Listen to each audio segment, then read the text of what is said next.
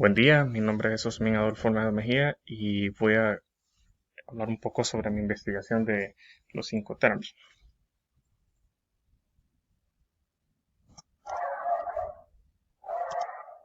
Y en este caso, la investigación consiste también en hacer un mapa mental y lo explicaré de esta forma. Primeramente, voy a dar un breve concepto del significado de ello, son los términos internacionales del comercio, y donde se encuentran todas las normas que se regulan de entregas como mercancías, productos y que se utilizan para aclarar algunos conceptos como costos de las transacciones comerciales internacionales, que establecen tanto la responsabilidad y obligaciones que se tiene como el vendedor y en ese caso también el comprador. Y en una práctica, eh, a un resumen o una conclusión del transporte internacional de dichas mercancías. Entonces, para eso también tenemos que tener algunos fundamentos básicos, ¿no? El concepto, por ejemplo, eh, quién tiene la obligación en este caso de regularla. En este caso son los agentes aduanales, que ellos eh, prácticamente son los que evalúan cómo vengan estos intercoms. Ellos lo reflejan, ellos ven cómo vengan las facturas comerciales o la carta de instrucciones que los envían, ¿verdad? Para así tener listo el despacho aduanero y saber qué tipo de tarifa o qué tipo de- de trámite se hará conforme a esto. Luego de tener claro estos conceptos, eh, vamos a ver cómo se dividen entre ellos. Eh, Según su transporte, este, se encuentran las mercancías transportadas por mar o río, que están estas, que son, por ejemplo, lo voy a traducir en español, que es FAS, que es el libre al costado del buque, el FOB, que es libre a bordo, SIF, que es costo, donde se tiene el costo, seguro y flete, y el SFR, costo y flete. De ahí tenemos las mercancías que son transportadas por otro cualquier medio, por camión, por, por avión, etcétera. Se encuentra el XWU, que es cuando el vendedor ha cumplido su obligación de entregar al poner la mercancía en la fábrica. El CIP, que es el transporte seguro pagados hasta. El CPT, que es el transporte pagado hasta. El FCA, que es el franco transportista, el libro de transportista. La DAF, la DAF, que es entregada en frontera. Y la DDP, entregada por derechos de pago. Además de ello, también estos tienen su categoría, que está en la E, F, C, D, que nos ayuda a comprender un poco más el concepto de todo ello. Por ejemplo, la EXW es un término por el que el vendedor pone las mercancías a disposición del comprador en el local del vendedor. En el caso de la F, que es FCA, FAS y FOB, es cuando el vendedor se encarga de entregar la mercancía a un medio de transporte escogido por el comprador, acuerdo que se ha llegado. La C, que es el SRF, SIF, SPT y SIP, cuando el vendedor contrata el transporte sin asumir riesgos de pérdidas o daño de la mercancía o costos adicionales después de la carga de despacho. De ahí se encuentra el grupo de la D, que es DAT, la DAP y la DDP, donde el vendedor soporta todos los gastos y riesgos necesarios para llevar la mercancía de destino. Lógicamente eso dependerá de qué es lo que importamos, qué acuerdo, y eh, eh, que en este caso es que se da con el comprador vendedor. Posteriormente vamos a ver un ejemplo sobre cómo aplicar estos conceptos. Las ventajas y desventajas que tienen ellos. Pues ventajas, ya como le digamos el concepto, la simplificación de términos contractuales del comercio. Este, que ya no sabemos realmente cuál es el concepto de cada una de ellas y vamos a saber a qué nos dirigimos. Específicamente, esto sin importar en el país donde nos encontremos.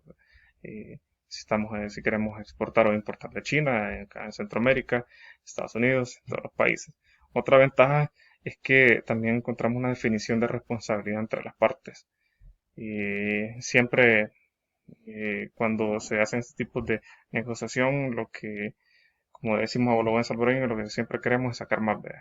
En este caso, entonces, al tener esa terminología clara, vamos a saber hasta dónde realmente va a llegar este negocio con el comprador o con el vendedor, ¿verdad? Lógicamente también se ahorra tiempo y dinero y elimina malentendidos.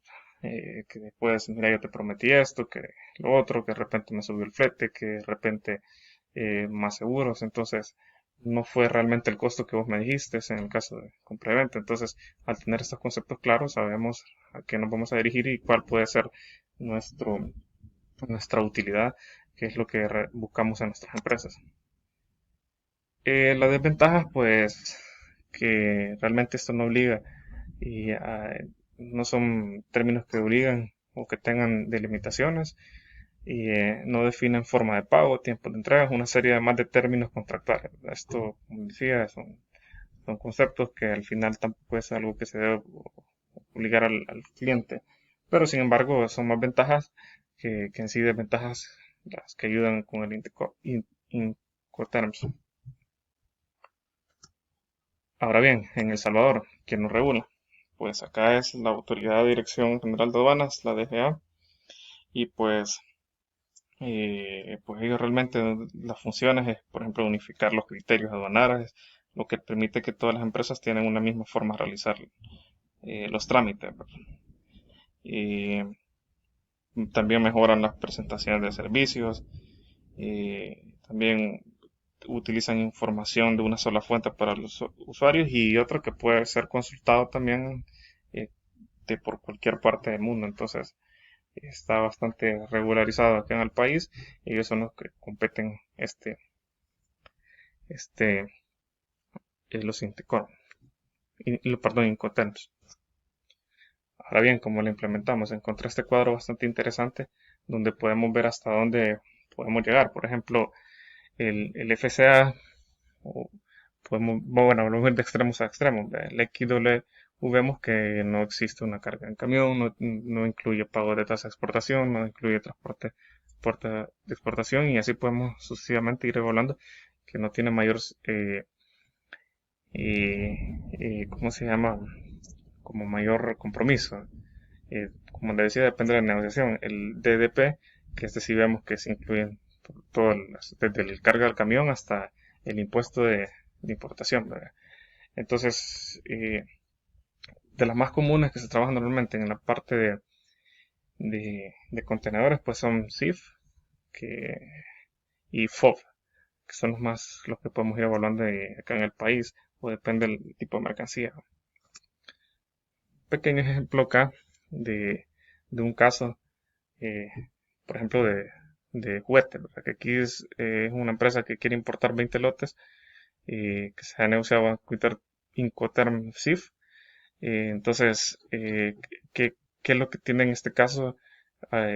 ¿Quiénes se obligan? Por ejemplo, el exportador en este caso, de exportador a vendedor, pues tiene que cumplir acondicionamiento de mercancía, almacenaje, transporte interior, trámites aduaneros, de exportación, gastos de manipulación de origen, transporte marítimo, seguro de mercancía y el importador al comprador, gastos de manipulación en destino, trámites aduaneros de importación, transporte del interior y entrega de mercancía del comprador. Entonces, eso es la ventaja de esto, que cuando se tienen claros los conceptos, en el caso SIF, sabemos cuánto nos va a costar el flete o el transporte a nuestro destino. Entonces, como conclusión, sabemos que estas operaciones son un instrumento súper útil, muy útil e importantes en considerar para las operaciones de importaciones, tanto importación como exportación, y así se realizan de una manera ordenada, clara, rápida lógicamente también permite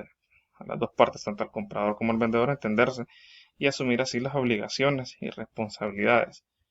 Y referente a las mercancías en términos de ya sea compraventas o el término que se haya pactado. Entonces, y también sabemos que desde su creación han tenido transformaciones a lo largo del tiempo y pues lo que también esto busca es perfeccionar o mejor dicho beneficiar y facilitar de gran medida en dicho proceso para que partes involucradas no lleguen a tener mayor inconveniente y sea tener un mayor respaldo legal eh, y, y- y legal tanto y también